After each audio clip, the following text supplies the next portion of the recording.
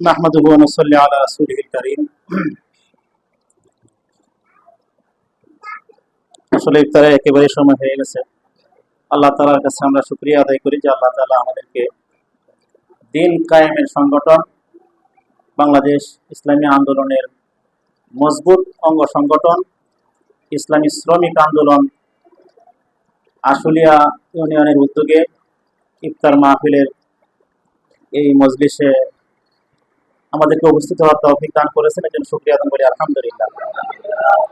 সংক্ষেপে কথা হলো ভাই, ইসলামী আন্দোলন বাংলাদেশ আলহামদুলিল্লাহ বাংলাদেশের দুর্বার গতিতে এগিয়ে যাচ্ছে। ইনশাআল্লাহ ইসলামী আন্দোলনের মাধ্যমে এদেশে ইসলামী হুকুমত কায়েম হবে, এটাই আমাদের প্রত্যাশা ইনশাআল্লাহ।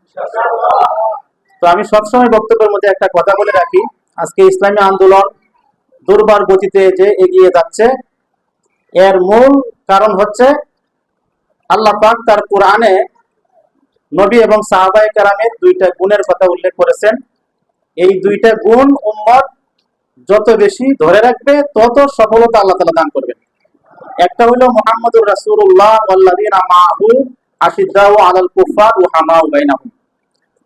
একটা হলো রাসূল সাল্লাল্লাহু আলাইহি সাল্লামের আদর্শ ছিল এবং সাহাবায়ে কেরামের আদর্শ ছিল। এক নম্বর আদর্শ হলো তারা বাতিলের মোকাবেলায় প্রাচীরের ন্যায় শক্ত ছিলেন এবং রুহামাউ বাইনাহুম, এবং নিজেরা নিজেদের প্রতি অত্যন্ত দয়া আর ভালোবাসা আর বন্ধুত্বের বন্ধনে আবদ্ধ ছিলেন। অতএব এই দুইটা গুণ, এক হলো বাতিলের মোকাবেলায় আমাদের প্রাচীরের ন্যায় শক্ত থাকতে হবে, দুই নম্বর আমাদের মধ্যে কোনোভাবেই যেন কোনো ফাটল সৃষ্টি না হয়। যদি আমরা এই দুইটা গুণ ধরে রাখতে পারি, এই দুইটা গুণ কোরআনে বর্ণিত গুণ এবং এই দুইটা গুণ আল্লাহ তাআলা সন্তুষ্ট হয়ে কোরআনে বর্ণনা করেছেন, আর এই দুইটা গুণ হলো নবী এবং সাহাবায়ে কেরামের গুণ।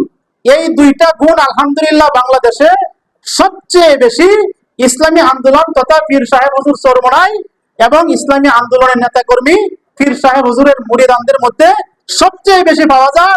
আর এই জন্যেই বাংলাদেশে ইসলামী আন্দোলন দুর্বার গতিতে এগিয়ে যাচ্ছে। যত বিরোধিতাই আসুক না কেন, কোন বিরোধী শক্তি ইসলামী আন্দোলনকে দমিয়ে রাখতে পারবে না। আমরা এই দুইটা গুণ অবশ্যই আঁকড়ে ধরে রাখবো। আল্লাহ পাক রব্বুল আলামিন আমাদেরকে ইসলামী হুকুমত কায়েমের কাজে দুর্বার গতিতে কাজ করার তৌফিক দান করেন। ওয়া আখিরু দাওয়ানা আলহামদুলিল্লাহি রাব্বিল আলামিন। হাত পাখা বলো জিন্দাবাদ, হাত পাখা